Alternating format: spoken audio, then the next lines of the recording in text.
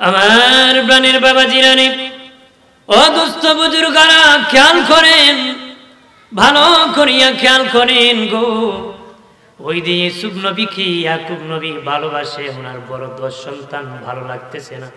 ইউসুফ নবী একদিন স্বপ্নে দেখলেন 11 তারা আর চন্দ্র সূর্য 13টা ওনাকে সেজদা করতেছে।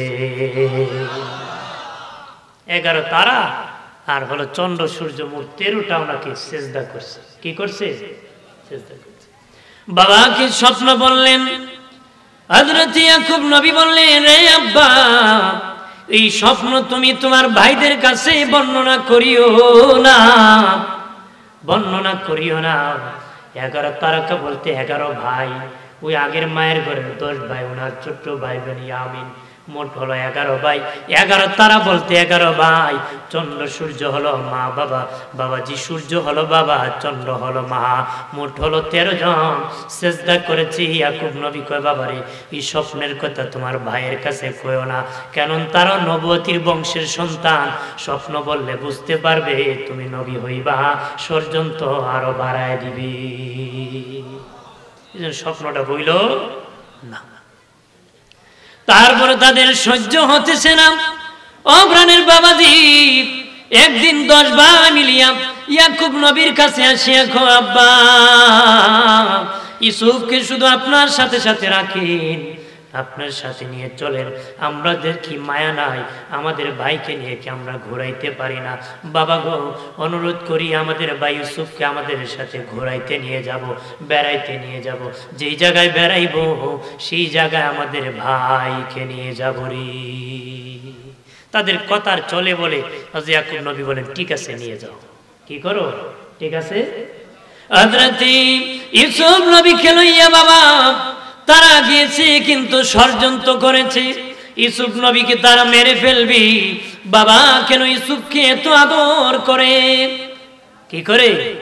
এত আদর করে এই জন্য মেরে ফেলবি। আমাদের দেশে অনেক ষড়যন্ত্র করে মানুষ মানুষকে মেরে ফেলে। কথা বলেন ঠিক কিনা? ভাই ভাইকে মেরে ফেলে রে, ভাই ভাইকে মেরে ফেলে। বাবাজি এমন যুগ আসছে, মা হইয়া মেয়েকে মেরে ফেলে রে। মারে কিনা? ষড়যন্ত্র করে চাচা ভাতিজাকে মারে, ভাতিজা চাচারে মারে, মা মেয়েকে মারে, বাপ সন্তানকে মারে, বাবা হইয়া মেয়ের সাথে জিনা করে। নাউজুবিল্লাহ বলেন না। এই জন্য দিনের নবী বলেন, নূরের নবী বলেন, ও আমার উম্মত, 6 জিনিস আসার আগে তোমরা মরে যেও। 6 জিনিস আসার আগে, 6 জিনিস আসার আগে তোমরা মরে যেও রে। 1 নম্বর, অযোগ্যদের নেতৃত্বের আগে তোমরা মরে যাও, ফাসিকদের নেতৃত্বের আগে মরে যাও, অযোগ্যদের নেতৃত্বের আগে তোমরা মরে যাও। বলেন সমাজটা কি যোগ্য নেতৃত্ব চলছে না অযোগ্যদের চলছে? ফাসিক বিচার করতেছে, ফাসিক নেতৃত্ব দিচ্ছে, যে দাড়ি কাটে সেই ফাসিক। কথা বলেন ঠিক কিনা? এরকম সমাজ চলতেছে কিনা? এরকম চলতেছে।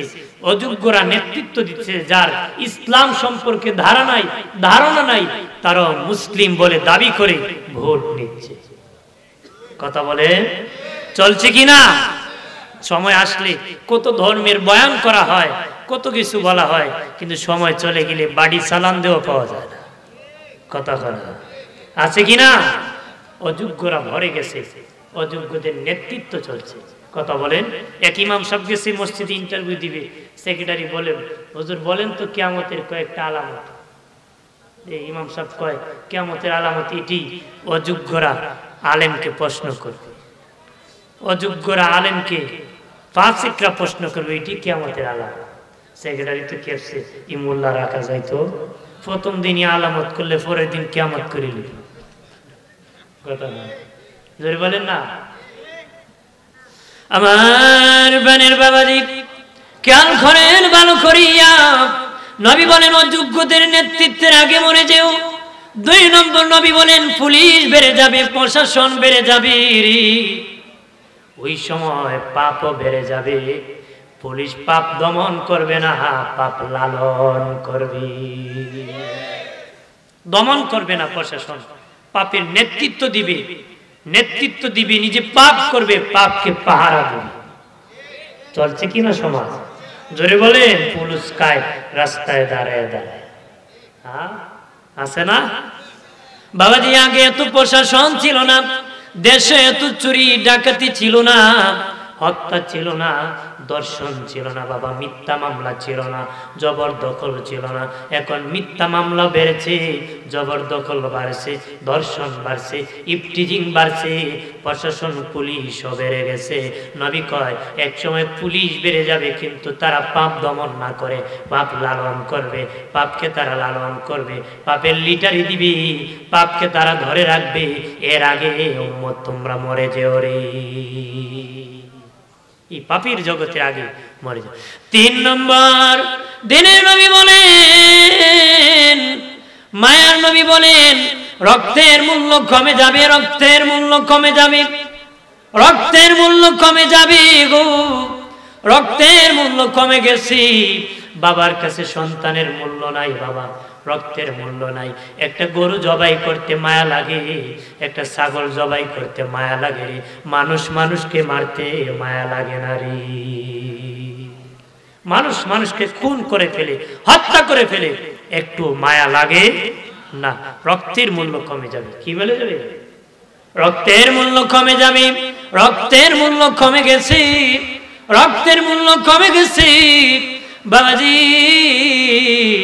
কেমন কমছে বাবা, মা সন্তানকে মেরে ফেলতেছে, সন্তান মাকে মেরে ফেলতেছে।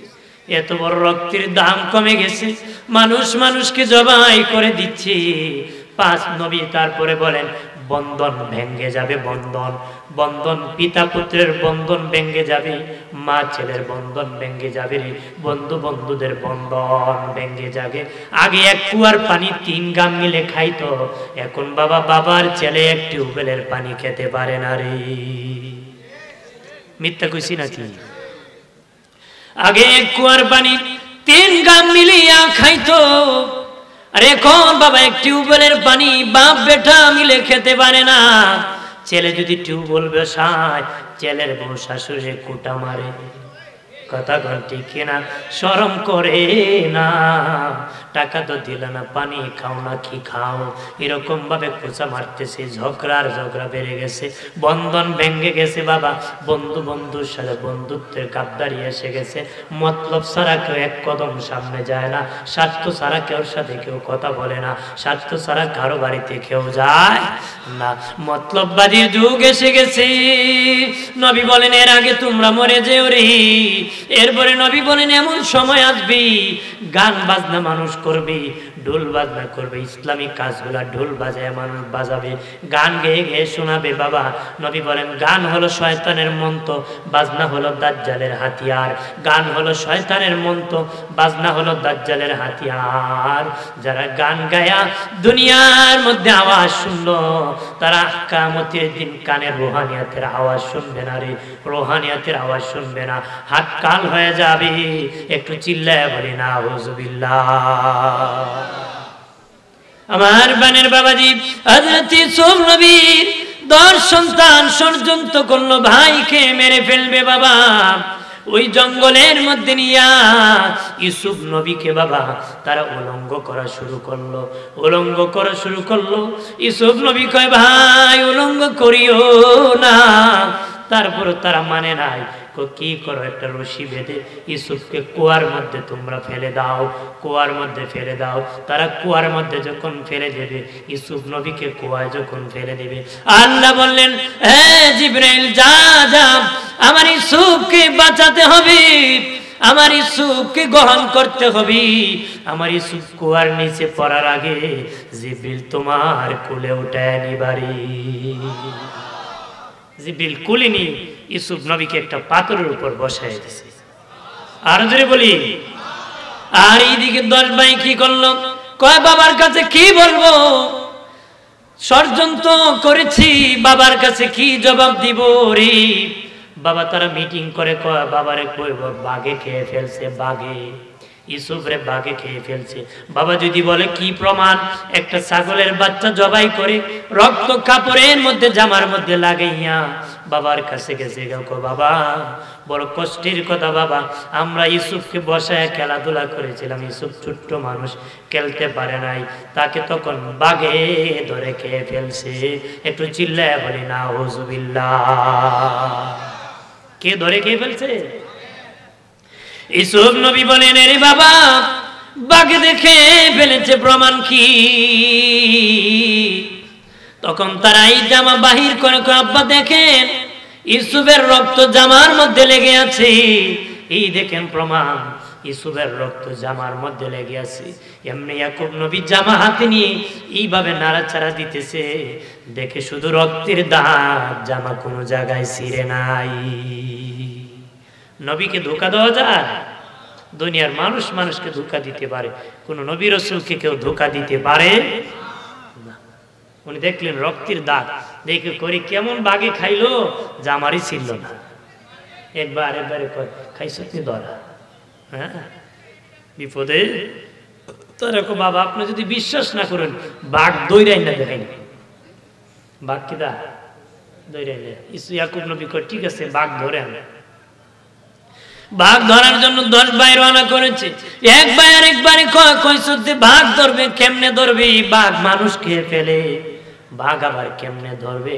কয় চল সারাদিন সকাল বেলা থেকে বিকাল পর্যন্ত জঙ্গলে ঘোরাবো, আর বিকালে বাড়ি আসিয়া ঘুমাব্বা, ওই বাঘ আমাদেরকে দেখিয়া ভাগিয়া চলে যায়, আমরা এই পাহাড়ে গেলে বাঘ ওই পাহাড়ে দেয়, সারাদিন ঘোরাইছি ধরতে পারে নাই। ষড়যন্ত্র, মিথ্যা। ওই যে এক মিথ্যার উপর কত মিথ্যা কোয়া লাগে, কি কোয়া লাগে? একটার কইলে 100 মিথ্যা কথা কোয়া লাগে। ওদের মিথ্যা মিথ্যা বলতে হইতেছে। আমার প্রাণের দুস্থ বুজুর্গরা, ওলি আল্লাহর পাগলেরা, সুন্নি জনতা ভালো করে শুনে নাও। তারা 10 ভাই জঙ্গলে গিয়েছে বাঘ ধরার জন্য। জঙ্গলে যাওয়ার পরে দেখে জঙ্গলের মধ্যে একটা বাঘ বাবাজি ভাবে পড়ে যাচ্ছে, তার নিচে পড়ে যাচ্ছে, হেলে যাচ্ছে, কাঁপতে কাঁপতে পড়ে যাচ্ছে।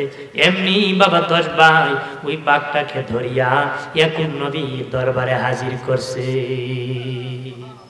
আরো জোরে বলি, আরো জোরে বলি। বাঘকে যখন হাজির করা হলো, হযরত ইয়াকুব নবী বলেন, এ বাঘ সত্য করে বলো, তুমি কি আমার ইউসুফরে খাইছো নাকি? আমার ইউসুফ কি তোমাদের কোনো ক্ষতি করছিল না নাকি? করছিল নাকি? কোনো ক্ষতি করছে নাকি? কেন রে আমার সন্তানরে খাইলে? আমি ইয়াকুবরে কেন এতিম বানাইলি? আমার ইউসুফরে কেন তোরা খাইলি? বাঘ আকাশের দিকে তাকায় আল্লাহ চিৎকার দিয়া বলেন আল্লাহ, আর জবান খুলে বলেন আল্লাহ, আর আওয়াজ করে বলি ইয়া রাসূলুল্লাহ। বলেন প্রাণের আল্লাহ রে কোথায় গেলে পাবো তোমারে? প্রাণের মাওলা কেমনে ডাকিলে পাবো তোমারে? বন্দী হইলাম শয়তানের জালে, দিন কাটাইলাম হেলে দুলে।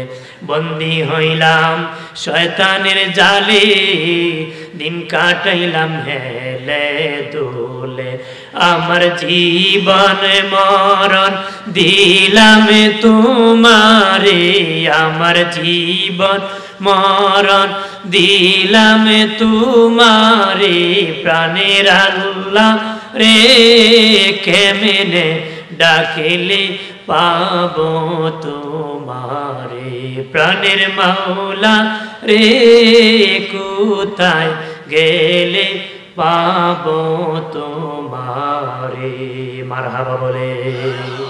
খারাপ লাগতেছে নাকি? আমার বানের বাবাজি খারাপ লাগতেছে, বক্তার অভাব নাই। আর বলবো কিছুক্ষণ, তাওয়াজ্জু দিবেন তো? দরবার থেকে যতটুকু তাওয়াজ্জু বরকত পাই বলি, শুনবেন তো? আমার বানের বাবাজি কাল করেন ভালো করিয়া। ও বাবাজি বাঘ বলে আল্লাহ ও মালিক, আমরা বাঘ জাতির উপরে এত বড় মিথ্যা অপবাদ শুইতে পারি না গো আল্লাহ, জবান তুমি খুলে দাও। বলেন বাঘের জবান খুলে দিতে পারে কে? মানুষের জবান বন্ধ করে দিতে পারে কে? জোরে বলে আল্লাহ দিতেই পারে। বাঘের জবান খুলে গেল। বাঘ ডাক দিয়া কো ইয়াকুব নবী, আল্লাহর কসম কে বলি গো, আপনার ইউসুফ রে খাইব দূরের কথা, কিয়ামত পর্যন্ত কোন নবী রাসূলগণের পশম মুবারক খাওয়া চিরতরে আল্লাহ হারাম করে দিছে। ওগো ইয়াকুব নবী, আপনার ইউসুফ রে খাইব দূরের কথা, কিয়ামত পর্যন্ত যত নবী রাসূল আসবে তাদের পশম মুবারক পর্যন্ত খাওয়া আমাদের জন্য আল্লাহ হারাম করে দিছে। আর জোরে বলি আমার বানের বাবাজি খেয়াল করেন ভালো করিয়া। ইয়াকুব নবী কয়, বাপ তুমি তো এত দুর্বল জাতি না রে, কেমনে আমার ছেলেরা তোমাকে ধরলো? তুমি কিভাবে তোমারে ধরলো? ও ইয়াকুব নবী, আমার একটা সন্তান হারিয়ে গেছে, আমার একটা বাচ্চা হারিয়ে গেছে কইছো। ইয়াকুব নবী, আমার বাচ্চা খুঁজতে খুঁজতে কাঁদতে কাঁদতে আমার শরীর দুর্বল হয়ে গেছে, জ্বর উঠে গেছে, অসুস্থতার কারণে আমাকে ধরে আনতে পারছে। ইয়াকুব নবী কাঁদিয়া কয়, বাপ তোর মতন আমিও রে, আমার সন্তান হারিয়ে গেছে। আর জোরে বলি তোর মতন আমার সন্তান রে বাপ, আমারও সন্তান হারিয়ে গেছে। এইভাবে উনি বুঝতে পারলেন ছেলেদের চক্রান্ত। উনি তো নবী বুঝতে পেরেছেন ছেলেদের ষড়যন্ত্র চক্রান্ত চলতেছে। এইদিকে বাবা ওই দিক কুয়ার মধ্যে ফেলে দিয়েছে। ইউসুফ নবী কুয়ার মধ্যে আছে। 10 ভাই তো আবার সমান না বাবা, কেউ আবার দরদ লাগে, কেউ আবার কুয়ার মধ্যে নিয়ে ইউসুফ রে খাবার দেয়। কুয়ার মধ্যে কি মানে 10 জন তো আর একরকম না, অর্থাৎ এর মধ্যে 2-1 জন একটু কষ্ট লাগে, মাঝে মধ্যে নিয়ে কুয়ার মধ্যে খাবারও দেয়। কুয়ার মধ্যে কি দেয়? খাবার দেয়। এখান থেকে একটা বাণিজ্যিক কাফেলা গিয়েছিল, তাদের পানি দরকার ছিল, তখন বলল যে এখানে ডুল ছাড়ো, পানির কুয়াতে একটা পাত্র ছাড়ো, যে পানি উঠাবো, পানির প্রয়োজন। কি প্রয়োজন?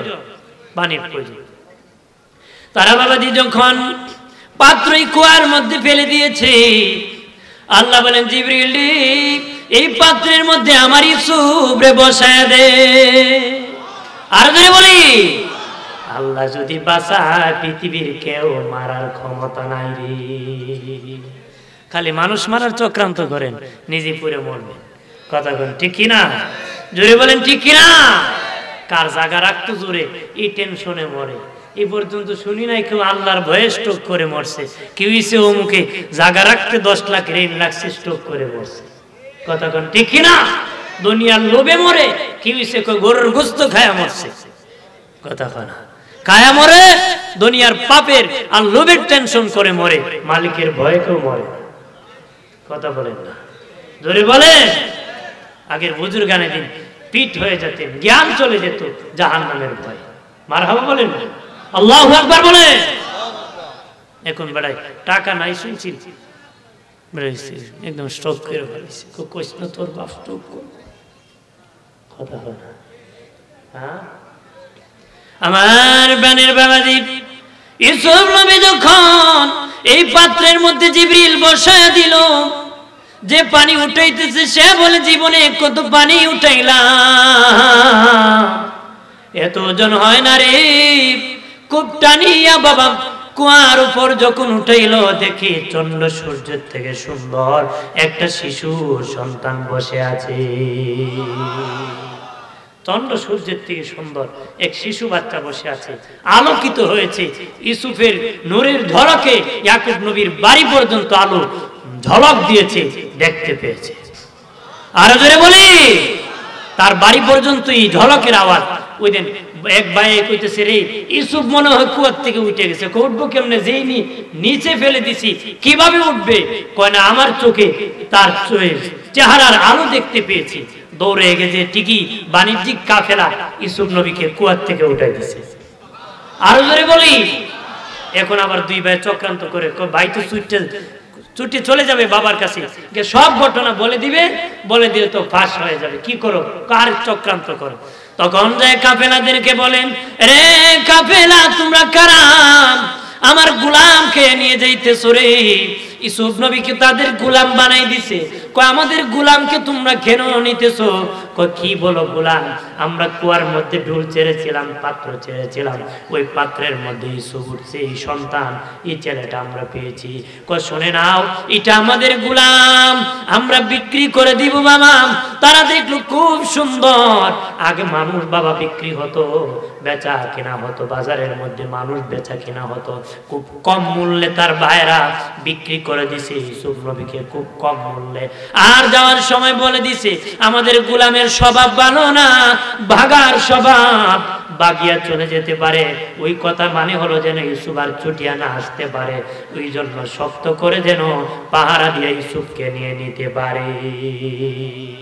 চক্রান্ত করছে। কইটা গোলামের স্বভাব, এই কোন কি করে, এটার স্বভাব হলো ভাগিয়া যাওয়া, তোমরা সাবধানে নিও। কি করে নিও?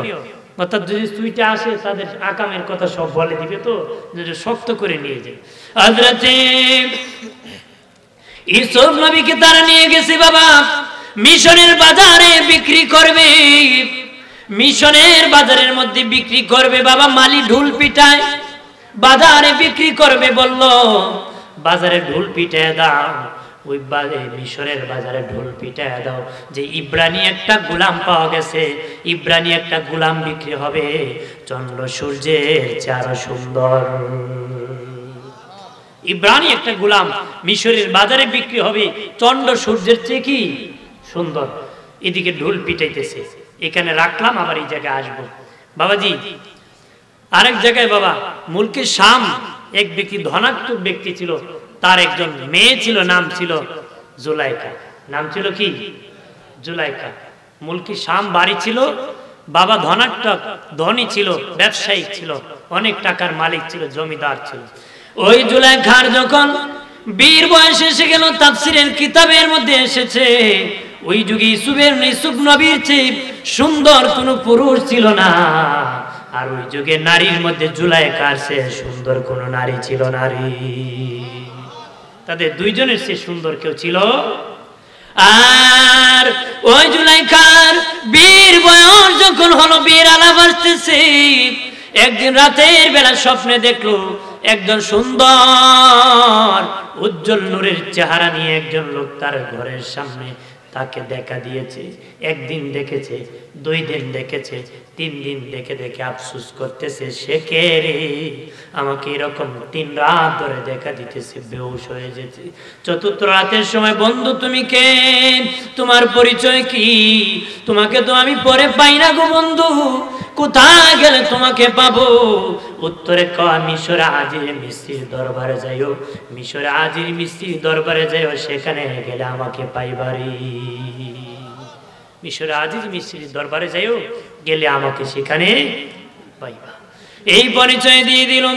বীর যখন বাবা আলাপ আসে, বাবাজি ওই তার বাবা ডেকে বলে, বাবা মা জুলাইখা তোমার জন্য স্বামী পছন্দ করতেছি। জুলাইখা কয় না, আমি বিয়ে বসবো না বাবা, যদি বিয়ে বসতে হয় মিশনের বাদশা আজিজ মিশরের কাছে আমি বিয়ে বসবো, আমি কারো কাছে বিয়ে বসবো না। জীবন মরণ খেলা, আশেক মাসুকের খেলা লাগছে। আল্লাহু আকবার বলেন, প্রেমের খেলা লাগছে। সুবহানাল্লাহ বলেন না। যদি বিয়ে বসতে হয় আজিজ মিশরের কাছে বিয়ে বসবো, আর কার কাছে বিয়ে বসবো? ধনীর মেয়ে, মন রক্ষার জন্য মেয়ের বাবাজি মুলকে শাম থেকে মিশর চলে আসলেন। আজিজ মিশরের সাথে সাক্ষাৎ করে বললেন, লজ্জা হয় বলতে, তারপরে বলতে হয় আমার একটা সুন্দর মেয়ে আছে। এই যুগের মধ্যে আমার মেয়ের চেয়ে সুন্দর কোনো নারী নাই, মেয়ে নাই। আমার মেয়ে নাম হলো জুলাইখা। বুক বাং জিদ বেঁধে নিয়েছে, আপনি আজিজ মিশর ছাড়া কারো কাছে বিয়ে বসবে না। কিন্তু আমি বেকায়দায় পড়ে আপনার কাছে প্রস্তাব নিয়ে আসলাম, আপনি রাজি হয়ে যান আমার মেয়েটা বিয়ে করতে। সে তখন আজিজ মিশর বলে, ঠিক আছে আমি বর্ষে যে মুলকে শাম যাব না, তোমার দেশে আমি বর্ষে যে যাব না, তোমার মেয়েকে মিশর আনিয়ে আমার সাথে বিয়ে দিতে হবে। কি কয় বর্ষে যে আমি তোমার মুলকে শাম যাব না, এটা আমার ইজ্জত হানি হবে, তোমার মেয়েকে বউ সাজাইয়া মিশরা নিয়ে আমার কাছে বিয়ে দিতে হবে। বাবাজি জুলাইখার বাবা বলে না না না না, আমার মেয়েকে নিয়ে আসার পরে যদি আপনার পছন্দ না হয়, ওই মেয়ে আবার মুলকে শাম নিয়ে গেলে আমার মেয়েকে কেউ বিয়ে করবে না, আমি আনতে পারবো না, এটাতে রাজি না। ওই আজিজি মিশর বলে না, আমিও বিয়ে করতে রাজি না, যদি দিতে হয় নিয়ে আসলে আমি বিয়ে করব।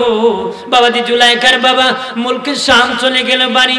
জুলাইখা বলে বাবা খবর কি, আমার প্রেমের খবর কি, আমার বন্ধুর খবর কি, প্রস্তাব কি দিছেন? বাবাজি জুলাইখার বাবা কয় ওরে মা প্রস্তাব দিয়েছি, সে বিয়ে করতে রাজি, তবে একটা শর্তে, সে বর্ষে যে আমার দেশে মুলকে শাম আসবে না, তাকে তোমাকে নাকি কন্যা হিসাবে সিরিয়ায় মিশর নিয়ে যেতে হবে, সে সেখানে আসবে না, এটা আমার সম্মান হানি হবে, তোমাকে যদি বিয়ে না করে আবার ফিরে আসলে কেউ বিয়ে করবে না। জুলাইখা কো বাবা জীবন মরণ খেলা, আমি মানি না, আমি চলে যাব মিশর। আল্লাহু আকবার বলেন না বাবারে, আমি চলে যাব মিশর, মিশর যাব, সাথে সখীকে নিয়ে যাও। জুলাইখার বাবা বলে আমি যাব না রে মা, না না আমি যাব না, তোমার সাথে সখীকে দিয়ে দিলাম, তাকে নিয়ে তুমি মিশর চলে যাও। জুলাইখা বাবা বধূ সাজিয়া সখীকে সাথে লইয়া বাবাজি মিশর চলে গেল। আজিজি মিশরের বাসভবনের কাছাকাছি যখন চলে গেল, আজিজি মিশরের আগে এত ইন্টারেস্ট ছিল না জুলাইখার ব্যাপারে, কিন্তু জুলাইখার সুন্দর চেহারা দেখে তার আকর্ষণ জেগে গেল। তার বাবা খুব মনটা আকর্ষণ হলো জুলাইখার দিকে, সুন্দর চেহারা দেখে সে দাঁড়ায় গেল, এগিয়ে গেল বিয়ে করার জন্য। কিন্তু জুলাইখা আজিজি মিশরকে দেখে মন কালা করে ফেললো, মন বেজার হয়ে গেল রে। জুলাইখা দেখি কি মন বেজার হয়ে গেছে। সাথে সখী বলে আরে জুলাইখা মন বেজার কেন রে? তখন জুলাইখা ডেকে বলে সখী, যার জন্য বাবার রাজপ্রাসাদ ছাড়িয়া মিশর চলে আসছি রে, আমি দেখি আজিজি মিশর, যে ব্যক্তি আমি রাত্রে দেখছি সেই ব্যক্তি না রে, ওই ব্যক্তি তো না, আমি যেই ব্যক্তি স্বপ্নে দেখছি সেই ব্যক্তি না, কিন্তু সিংহাসনে কয় সেই ব্যক্তি আজিজি মিশর, চেহারায় কয় না, রাতে যারে দেখছি সে নারী, আমি সর্বনাশ করে ফেলছি, আমার তো স্বপ্নের বন্ধু ওই লোক নারী। সাল্লাল্লাহু আলা মুহাম্মাদ জবান খুলে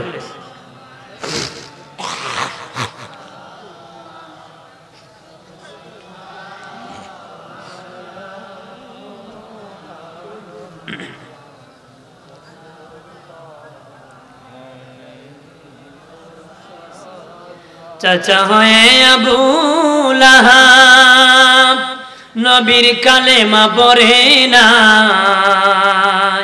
দুজাহানের বাদশা নবী আবু জাহেল মানে নাই। সাল্লাল্লাহু জবান খুলে জোরে সাল্লাল্লাহু। যারা দাঁড়িয়ে আছেন বসে পড়ুন না, বেহেশতের বাগানে শ্বাস গ্রহণ করুন। সাল্লাল্লাহু আলা মুহাম্মাদ সাল্লাল্লাহু। আজ প্রতি বছরে আসি আমি শেষ রাত্রে, হিসেবে কেউ ঘুমায় কেউ জিমায়। এই বছর মর্জি হয়েছে, আদেশ হয়েছে প্রথম রাত্রে, এই জন্য আদেশ পালনের জন্য এই বছর প্রথম রাত্রে। অন্য বছর মাহফিল করতে করতে আয়, এবার সিঙ্গেলে আইছে, যেহেতু আদেশ হয়েছে যে এবার পাঁচটে, যেন আল্লাহ কবুল করেছে। বলি আমি, জোরে বলি আমি। আমার প্রাণের বাবা জিরানি এইদিকে আজিজি মিশর এখন বিয়ে করার জন্য পাগল। জুলাইখা রাজি না, জুলাইখা রাজি না, কয় যে বন্ধুরে বিয়ে করার জন্য আসছি, আমার তো সেই বন্ধু না, আমি কেন তারে বিয়ে করব? কিন্তু আজিজি মিশর বাবা পাগল হয়ে গেছে জুলাইখাকে বিয়ে করার জন্য। সখী কিতাবের মধ্যে লেখছে তার সাথে যে সখী ছিল জুলাইখার সাথে, ওই সখী বড় বুদ্ধিমান ছিল। কয় বন্ধু ওরে জুলাইখা, এখন যদি আবার দেশে ফিরে যাও ইজ্জত চলে যাবে, যেহেতু আজিজে মিসরের দরবার, অত বাদশার দরবারে বাদশাকে গেলে তুমি ওই বন্ধুকে পাবা, অত একের পর এক তোমার ওই বন্ধু বাদশা হবে সামনে। তুমি যদি এখন ওই মিশরে থাকতে হয়, ওই আজিজে মিশরকে বিয়ে করে ফেলো, বিয়ে করে করে তোমার স্বপ্নের বন্ধুকে খুঁজে খুঁজে বাহির করো রে।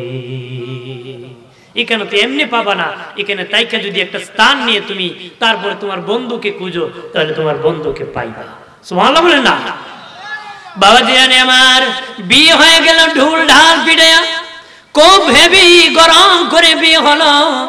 আজিজে মিসর বড় খুশি, খুশি হইয়া বাবা খুব গরম করে বাজার করে বিয়ে করছি। আমাদের দেশে বাবা মানুষ খুব গরম করে বিয়ে করে, যার টাকা নাই এক সপ্তাহ থেকে বাবা 2টা ডেক্স আনিয়া দুম্মুর দুম্মুর মারে, আর যার টাকা আছে বাবা উলঙ্গ নারী আগের দিন না চাই। কথা হলো আছে না? যার টাকা আছে সে নারী ভাড়া করে না চায়, আর যার টাকা নাই এবারে 2টা ডেক্স আই না দুম দুম মারে, জিন্দা মুর্দা না চায়। কথা হলো জোরে বলে। বিয়ের পরে কি কয়, বউ পাইছি কানা। হ্যাঁ ও বউ পাইছি শুনছিলাম খুব ভালো শুনছি, এখন বলে মোবাইলে ফেসবুকে আরেকটা না সম্পর্ক, গান বাজনা করে ব্রহ্মতাইব করতে গজব সারা। কথা বলেন না? গজবে ধরছে, খবর নেয় না, খোঁজ নেয় না, লোভের কারণে বিয়ে করে ফেলে। কথা বলেন ঠিক কিনা? জোরে বলে। ওই এক জায়গায় একবার ছেলে আছে গুঞ্জা, গুজা গুজা, তো গুজারে বিয়ে করাবে গেছে কন্যা দেখতে, গেছে কন্যা ডকের কন্যা চেয়ারে বসে আছে, তো বেচারা আর খোঁজ খবর নিছে না, বিয়ে করে গেল। ঠিক আছে, ডেট হয়ে গেছে, রাজি হয়ে গেছে। বিয়ের দিন যখন আসছে, গুঞ্জার বাবা গান গায়, জিতা গেল গুঞ্জা ফুয়া, জিতা গেল গুঞ্জা ফুয়া। তার অন্য ছেলেরা কয়, বাবা এই গান কেন গায়? তোরা দেখ সুন্দর, শ্বশুর বাড়ি গরিব, বউ কালা, আমার ফুলা গুজা, শ্বশুর বাড়ি ধনী, বউ সাদা। আমরা কি সাদা? তো মানুষে শুনছে, বিয়ে বাড়ি কন্যার বাড়ি গিয়া কন্যার বাপে কয়, আপনার বিয়েরই গান গায়। কন্যার বাবু খোঁজ নিচ্ছেন, কন্যার বাবা কি কি গান গায়? গান গায় জিততে গেছে গুঞ্জা ফুয়া। কন্যার বাবা আমারও একখান গান আছে, তাই শুনছেন? কি গান? বুঝে যাবে বেই টেল্লা নিতে, বুঝে যাবে বেই টেল্লা নিতে। খবর নেই দেখ কন্যার ফাউই নাই, টেল্লা ছাড়া বাড়ি তো ফাউই নাই। আমরা লোভের কারণে শেষ মতো আকাম করে বেড়ায় মানুষ। কথা বলেন জোরে বলে। হেপাটের কতুলা আমার ফুরির ফাও নাই, খবর কিতা লইতাম, এর কতুলা আমার ফুলার গুঞ্জা আর কুচকিত নিতাম। শেষে দেখা যায় এক কামেলই সহ সব কি।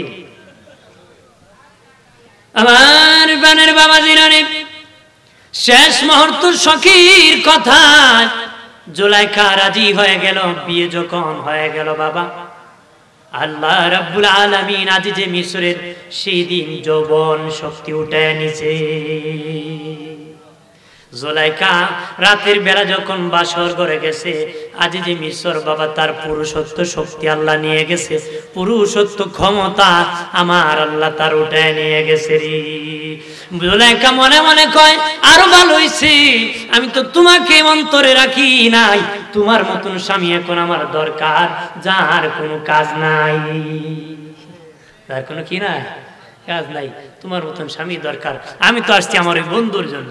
তাকতেছে বাবা, তাকতেছে, আর সখীর নিয়ে বাবা ঘুরায়, খবর নেই দেখি আমার স্বপ্নের বন্ধুরে নিয়ে আমি পাই।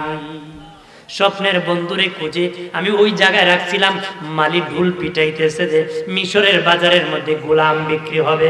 এই দিকে বাবা ওই জুলাইখা সখীরে লইয়া ঘুরতে ঘুরতে হঠাৎ করে শুনে ঢুল পিটাইতেছে মিশরের বাজারের মধ্যে ইব্রানি এক সন্তান, ইব্রানি এক ছেলে বিক্রি হবে, একজন সন্তান বিক্রি হবে, চন্দ্র সূর্যের চেয়ে সুন্দর। জুলাইখা তার সখীরে কয়, সখীরে এত সুন্দর ছেলে বিক্রি হবে, যা চল দেখি আমার বন্ধুরে সেখানে দেখা যায় কিনা। যাইতেছে বাবা, মালি দেখি চিনতে পেরেছে আজিজ মিশরের বিবি। কয় আপনারই প্রয়োজন, এটা কম দামে বিক্রি হবে না, অনেক সুন্দর একটা ছেলে, বিশাল দামে বিক্রি হবে, আপনি প্রেসিডেন্টের বিবি, আপনি কিনতে পারবেন, প্রধানমন্ত্রীর মেয়ে বিবি আপনি কিনতে পারবেন, আপনারই সম্ভব হবে, এটা বিশাল টাকা। জুলাইখা যখন গিয়েছে বাবা, ইউসুফ নবীর চেহারা দেখে মানুষ কাতারে কাতারে দলে দলে দাঁড়িয়ে গেছে। আল্লাহু আকবার বলেন না। ইউসুফ নবীর চতুর্দিকে মানুষ, সকলে কিনবে বাবা, কার চেকে কত দিবে, আমি অত দিব, আমি অত দিবি, বাড়াবাড়ি চলতেছে। ওই জুলাইখা মানুষের ভিড়ের মধ্যে এইরকম ভাবে মানুষকে টালাটালি করে পাক করিয়া যখন ইউসুফ নবীর চেহারার দিকে নজর দিছে, দর্শন দিছে, চেহারা দেখে তার মনে হয়ে গেছে ওইটি সেই বন্ধু, যেই বন্ধুর সাথে ওই বিয়ের আগে 3 দিন রাত্রে দেখা হয়েছিল, এটা তো আমার স্বপ্নের বন্ধু। এমনি জুলাইখা ওই খুশিতে বাবা বেহুশ হয়ে জ্ঞান হারিয়ে ফেলছে। আল্লাহু আকবার। খুশিতে বাবা মানুষ বেশি দুঃখ সইতে পারে না, মানুষ বেশি সুখ সইতে পারে না রে, বেশি দুঃখ মানুষ সইতে পারে না, বেশি সুখ মানুষ সইতে পারে না। যদি বেশি সুখ মানুষ সইতে পারতো, সুখের কথা হলো জান্নাতের কথা, তাহলে আল্লাহ কোরআনে সূরা জান্নাত নামক একটা সূরা নাজিল করত। বেশি দুঃখ যদি মানুষ সইতে পারতো, তাহলে কোরআনের মধ্যে সূরা জাহান্নাম নামক আল্লাহ একটা সূরা নাজিল করত। আল্লাহ সূরা জান্নাত নামক কোন সূরা নাজিল করে নাই, জাহান্নাম নামক কোন সূরা নাজিল করে নাই। কিন্তু জান্নাতের কথা কোরআনে আছে, জাহান্নামের কথা কোরআনে আছে। জান্নাতের কথা শুধু সুখের কথা, জাহান্নামের কথা শুধু দুঃখের কথা। কথা বলে আর সুখের কথা একসাথে শুনলে রে মানুষ বেহুশ হয়ে যেত রে, পাগল পারা হয়ে যেত, মানুষ জ্ঞান হারিয়ে ফেলতো। আর দুঃখ যন্ত্রণার কথা যদি একসাথে মানুষ শুনতো, বেহুশ হয়ে যেত।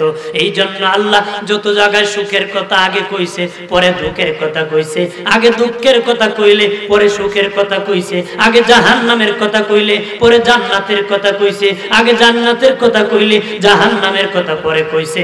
যত জায়গায় আশা দিছে তত জায়গায় ভয় দেখাইছে, যত জায়গায় আগে ভয় দেখাইছে আল্লাহ তত জায়গায় পরে আশা দিছে।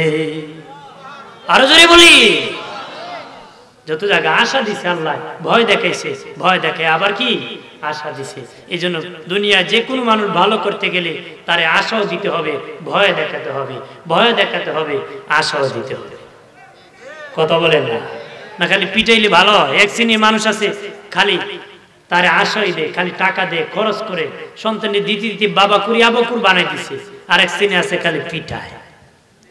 কথা বলে না, জোরে বলে পিঠে পিঠি ভালা, বেচারা এক লাঠি বানিয়ে না ঘর ঝোলায় রাখছে।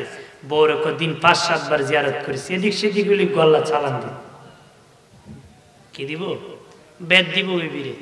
আপনার কোন পিঠটা মানুষ ভালো হয়? পিঠা পিঠি করে কেউ ভালো হইছে? কথা রেখন। আরে পিঠা পিঠি করে যে মানুষ ভালো হইতো, তো সব বেটার বউ ভালো হয়ে গেল। সব বেটার বউ কি এক বেচারা বউর বেড়ে পিরতো, বউকে তো গুলাম আছে, কি কইতো গোলাম। একদিন এমন পিটানি দিছে বোর জ্ঞান চলে গেছে, মানুষ কাঁদতেছে, মেরে ফেলছে, আয় হায় রে, শেষ হয়ে গেছে। এক মহিলা দেখে 2টা টুট লড়তেছে, দেখি কি কয়, কয় দেখি মনে কলমাটা পড়তেছে আর এখন মরে যাবে। মহিলা টুটের সাথে তার কান লাগে, শুনি অবস্থায় মহিলা কয়, ও গোলামের ফুল, তাহলে পিঠটা কেউ ভালো হবে? ভালো হবে?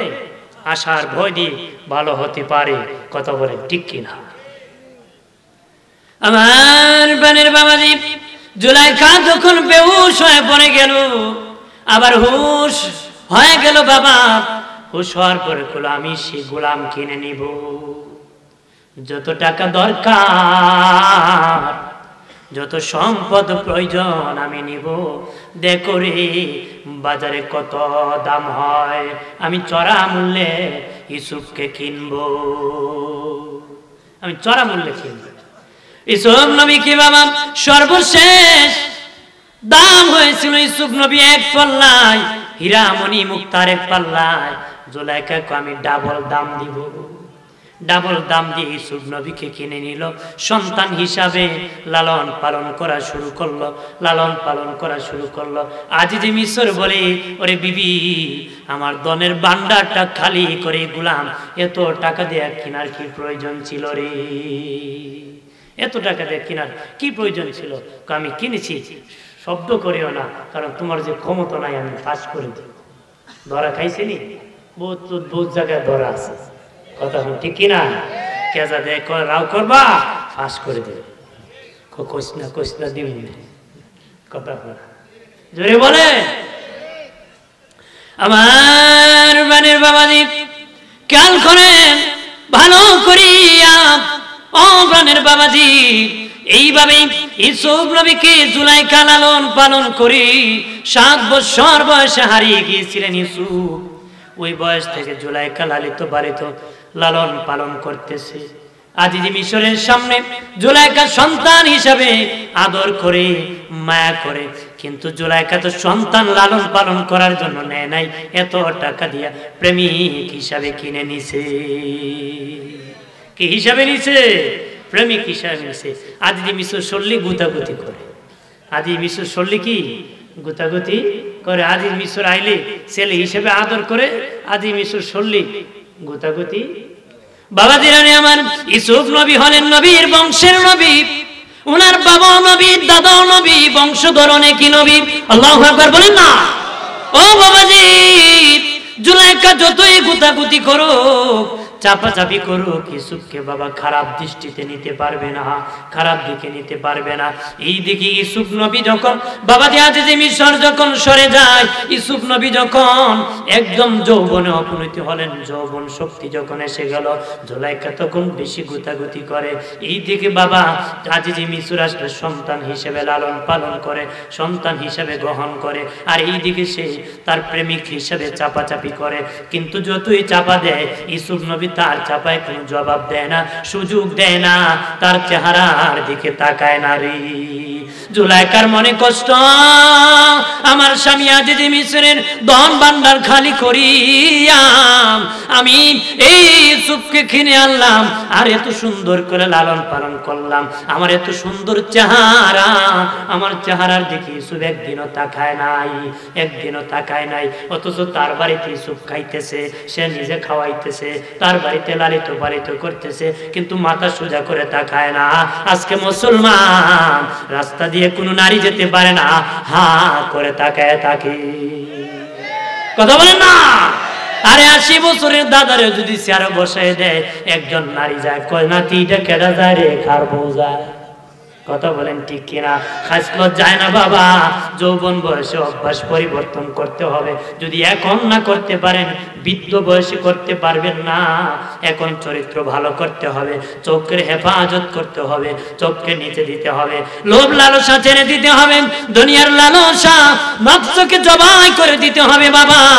নদীর ওই পার ভাঙলে ওই পার ঘরে রে, একটার জীবন গেলে আরেকটার জীবন আসে, নদীর ওই একবার ভাঙলে আরেকবার জীবন পায়। যদি তোমাদের জীবন জান্নাতের জীবন পেতে চাও, নফসকে আল্লাহর ওলির দরবারে জবাই করে দাও, রূহকে সবল করে নাও, ওই রূহ তোমাকে গাড়ি চালায়া জান্নাত পর্যন্ত পৌঁছায়া দিবে।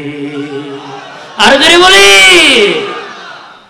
হযরত ইউসুফ নবী কি বাবা, ওই জুলাইখা একটা ঘর বানাইছে, ঘর, একটা রুমের মধ্যে বাবা বিশাল অনেক দরজা লাগাইছে, এক দরজার পর আরেক দরজা, এরকম 7 দরজা লাগাইছে। 7 দরজার পর একটা কামরা বানাইছে, ওই কামরার মধ্যে উলঙ্গ উলঙ্গ নারীদের ছবি লাগাইছে, উপরেও লাগাইছে, নিচেও লাগাইছে বাবা, এরকম ভাবে উলঙ্গদের ছবি লাগাইছে। জুলাইখা আগে বুদ্ধি করে গোলাম খাদিম খুদ্দামদেরকে কইছে, আমি যখন একটা দরজা অতিক্রম করব, তোমরা একটা দরজা বন্ধ করে দিবা, দ্বিতীয় দরজা অতিক্রম করলে দ্বিতীয় দরজা বন্ধ করে দিবা, তৃতীয় দরজা অতিক্রম করলে তৃতীয় দরজা বন্ধ করে দিবা, চতুর্থ দরজা অতিক্রম করলে চতুর্থ দরজা বন্ধ করে দিবা, পঞ্চম দরজা অতিক্রম করলে পঞ্চম দরজা বন্ধ করে দিবা, ষষ্ঠ দরজা অতিক্রম করলে ষষ্ঠ দরজা বন্ধ করে দিবা, সপ্তম দরজা বন্ধ অতিক্রম করলে সপ্তম দরজা বন্ধ করে দিবা। 7 দরজা পার হওয়ার পরে ওই যেই রুমের মধ্যে উলঙ্গ ছবি জুলাইখা লাগায় রাখছে, যখন প্রবেশ করেছে সব দরজা বন্ধ হয়ে গেছে। এবার ইউসুফ নবী বাবা ডানও তাকাইতে পারে না, উলঙ্গ ছবি, বামও তাকাইতে পারে না, উলঙ্গ ছবি, উপরে তাকাইতে পারে না, উলঙ্গ ছবি, সামনেও তাকাইতে পারে না, উলঙ্গ ছবি, পিছনে তাকাইতে পারে না, উলঙ্গ ছবি, সামনেতে নিচে তাকাইতে পারে না, উলঙ্গ ছবি। ইউসুফ নবী কয়, এর জুলাইখা এই ঘরের মধ্যে কেন আল্লাহ ডানে বামে সামনে পিছনে উপরে নিচে উলঙ্গ ছবি লাগানো আছে? জুলাইখা কয়, আমার মনে কষ্ট, এতদিন ধরে তোমাকে লালিত পালিত করতেছি, আদর করে খাওয়াইতেছি, ইউসুফ তুমি আমার চেহারার দিকে তাকাও না, আজকে এই জন্য চতুর্দিকে উলঙ্গ ছবি লাগাইছি, আমি জুলাইখার চেহারার দিকে যেন তাকাও। ইউসুফ নবী বাবাজি বললেন, জুলাইখা এইরকম ভাবে করবো না, আমি নবীর বংশের সন্তান, তুমি যতই বলো, আমি শর্ট করতেছি বাবা, অনেক লম্বা কাহিনী, এরকম করা যাবে না। ইউসুফ নবী আল্লাহ যখন ইউসুফ নবীর সাথে জুলাইখা জোরাজুরি চাপাচাপি করার চেষ্টা করবি, এমনি ইউসুফ নবী আল্লাহর কাছে পানা ছেলে, আল্লাহর কাছে সাহায্য চাইলেন। আল্লাহ আমার ইউসুফ সাহায্য চাইছে, আমি তো সাহায্য করা লাগবে, ইউসুফ বাঁচতে চেয়েছে, আমি বাঁচাইতে হবে। আল্লাহ আমার বান্দা কেউ যদি সাহায্য চায় আমি তাকে সাহায্য করি, কেউ পাপ থেকে বাঁচতে চায় আমি বাঁচাই দিই, কেউ যদি গুনাহ থেকে বাঁচতে চায় তারে আমি বাঁচাই দিই, কেউ যদি হেদায়েত পেতে চায় আমি আল্লাহ তাকে হেদায়েত দেই। চাইবা না পাইবা না, কথা বলেন ঠিক কিনা? আমার আল্লাহ বলেন, ইউসুফ যখন আমার কাছে সাহায্য চাইলো, আল্লাহ বলেন ইউসুফ তুমি দৌড় দাও। ইউসুফ নবী দৌড় দেওয়া শুরু করলো। জুলাইখা কয় দৌড়ায় লাভ নাই, সামনে দরজা বন্ধ, ধরতে পারবা না। ইউসুফ নবী দৌড় দিয়ে এক দরজা খুলে গেছে, আর একটু সামনে গেছে, দ্বিতীয় দরজা খুলে গেছে, আরে সামনে গেছে, অটোমেটিক বাবা খুলতে খুলতে 7 দরজা খুলে গেছে রে। আর যদি বলি, আর 7 দরজা যখন খুলে গেছে, ইউসুফ নবীর ছোট্ট, জুলাইখা বড়, ইউসুফ নবীর কদম ছোট, জুলাইখার কদম বড়। বাবাজি ধরতে ধরতে জুলাইখা ইউসুফ নবীর পিছনে জামার মধ্যে ধরে ফেলছে। ইউসুফ নবীর পাছনে জামা ছিঁড়ে গেছে রে। দৌড়ায় 7ম দরজা যখন খুলে গেছে, দুইজনের দৌড়াদৌড়ি হয় রানীর সামনে। আজিজে মিসর হাজির হয়ে গেছে। আজিজে মিসর কয়, জুলাইখা কি ছেলে হিসাবে লালন পালন করলাম, আর এখন কি পুষ্টি নষ্টি করতেছ রে জুলাইখা? কি অবস্থা দেখতেছি, এরকম তোমার দেহের মধ্যে ঘাম কেন?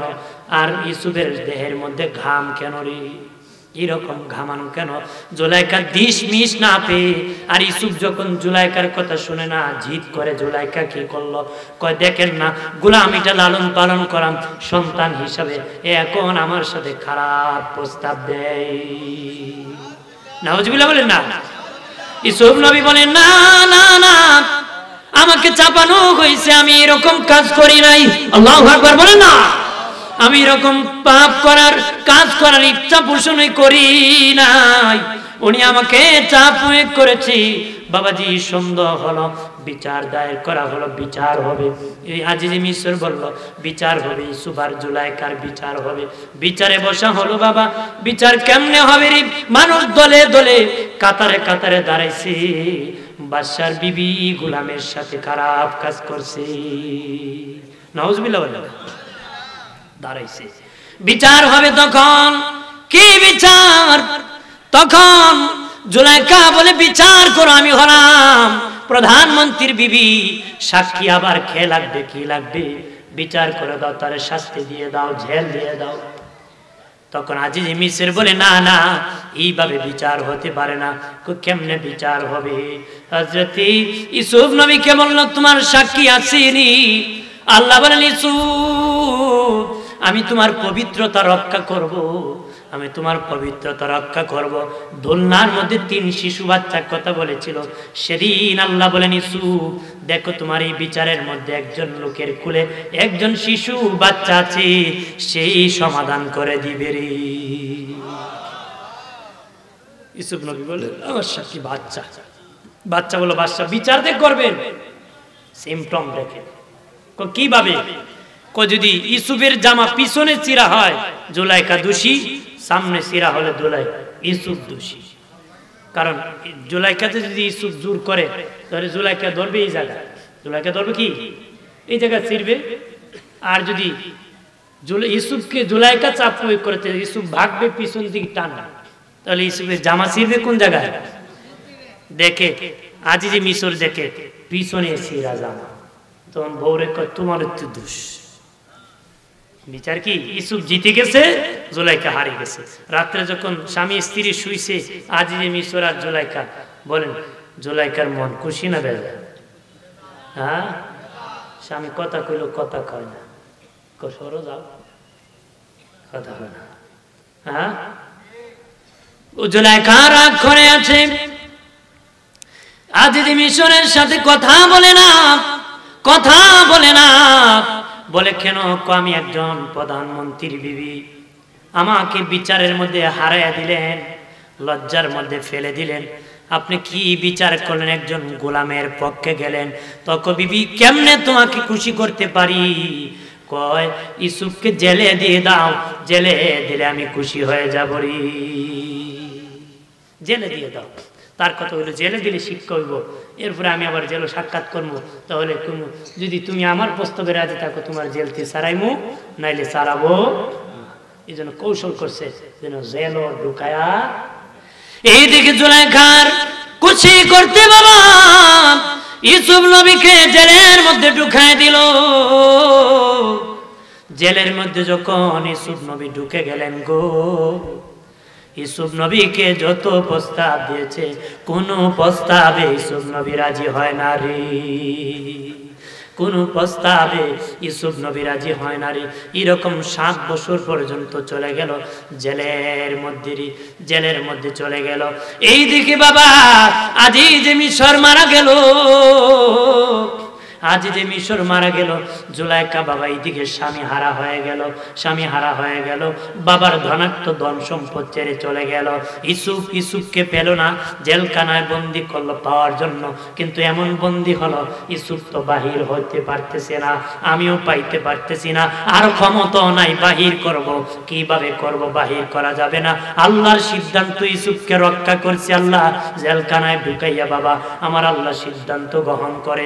বন্ধুরে আমার খেয়াল করেন ভালো করিয়া, জুলাইখা ইউসুফ ইউসুফ ইউসুফ বলে কান্দে আর ঘুরায়, বাজারে বাজারে ঘুরায়, বাড়ি বাড়ি ঘুরায়। কেউ যদি জুলাইখার সামনে গিয়া কয় ইউসুফ ইউসুফ ইউসুফ, জুলাইখার সম্পদ তাকে দান করে দেয়। একবার ইউসুফ বলে এত টাকা দেয়, 2 বার বললে এত টাকা দেয়। আমাদের দেশে অনেক মুরব্বী আছে, অনেক ধনী আছে, তার সামনে একটা ফার্ম দিলে কিছু টাকা দেয়। কথা বলেন ঠিক কিনা? যদি কোন চাচা আপনি সারা এলাকাত কে আছে, তাহলে আপনি একটা চা খান। কথা বলেন ঠিক কিনা?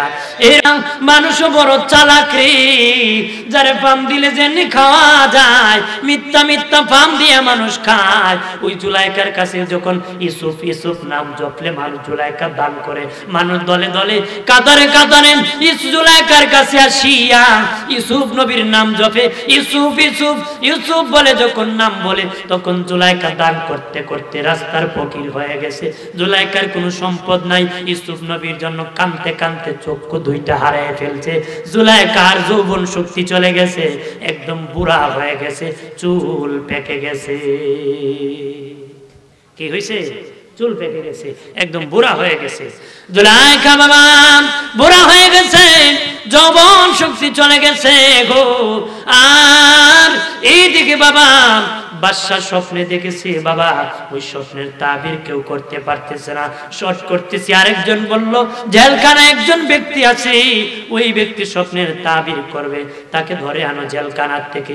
ইউসুফ নবীকে নেওয়া হলো। ইউসুফ নবী ব্যাখ্যা দিলেন, বললেন আপনার রাজ্যে আপনার স্বপ্নের তাবির হলো 7 বছর আপনার দেশে ফসল বেশি হবে, ফসল বেশি হবে, পরের 7 বছর আপনার দেশের মধ্যে অভাব হবে, পরের 7 বছর আপনার দেশে অভাব হবে।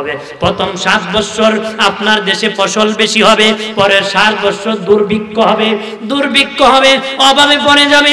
ওই 7 বছর মোকাবেলা করতে হবে। ওই 7 বছর মোকাবেলা করতে হবে। বাদশা বলল ঠিক আছে, তুমি যেহেতু ব্যাখ্যা করেছো, তোমাকে ওই দেশের খাদ্য মন্ত্রী বানায় দিলাম, অর্থমন্ত্রী তোমাকে বানায় দিলাম। সুজা জেলখানার থেকে অর্থমন্ত্রী হয়ে গেছে। মারহাবা বলেন না? আর যদি বলি বলেন যে 7 বছর ফসল হবে, 7 বছর দুর্ভিক্ষ হবে, এজন্য কি করতে হবে যে 7 বছর দিয়ে বেশি হবে, ওই 7 বছরের মাল গুদাম জাত করে রাখতে হবে, পরে 7 বছর সেটার মোকাবেলা করতে হবে। আর যদি বলি বাবা দিরানি আমার কাল করেন ভালো করিয়া, এমনি এমনি ইউসুফ নবী যখন বাদশাহ হলেন মিশরের, ইউসুফ নবী জুলাইকা সব হারাইয়া, বাবাজি বাড়ি নাই, ঘর নাই, কিছু নাই, রাস্তার পাশে একটা ঝুপড়ির মধ্যে ছোট্ট একটা ঘর বানায়া জুলাইকা সেই ঘরের মধ্যে থাকে। ইউসুফ নবী একদিন যাইতেছে রাস্তা দিয়া, শুনে ঝুপড়ির মধ্যে কে জানি কয় ইউসুফ ইউসুফ ইউসুফ। ইউসুফ নবী আশ্চর্য হলেন, সিংহাসনে বসে অর্ডার করলেন, অমুক রাস্তার কিনারে ঝুপড়ির মধ্যে একজন লোক ইউসুফ ইউসুফ জপতেছে, তাকে ধরিয়া আমার কাছে আনো। জুলাইকাকে আনা হলো। ইউসুফ নবী চিনতে পারতেছেন না। ওই মহিলাকে যখন রাখা হলো, তখন জুলাইকা আর ইউসুফ নবীর সাথে যখন সাক্ষাৎ হলো, জুলাইকার দুইটা চক্ষু ফিরে গেল। জোরে বলি, আর জোরে বলি আল্লাহুম্মা সাল্লি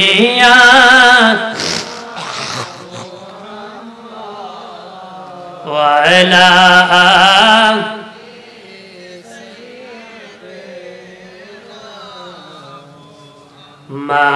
মাদওয়ালা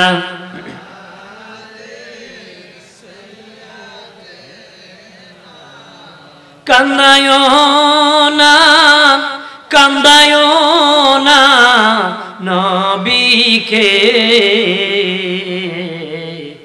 নবীকে কাঁদাইলে কাঁদবা হাসরে।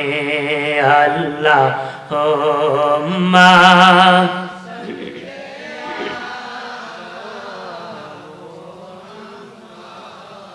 ওয়ালা আলি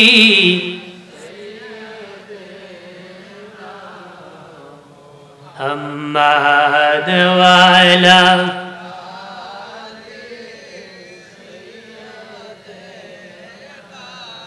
মদিনারি মাটি যদি হইতা, নবীজিকে সিনায় ধরে রাখিতাম। আল্লাহুম্মা মারহাবা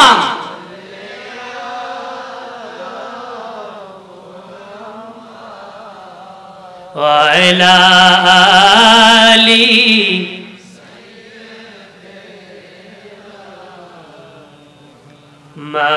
মাদওয়ালা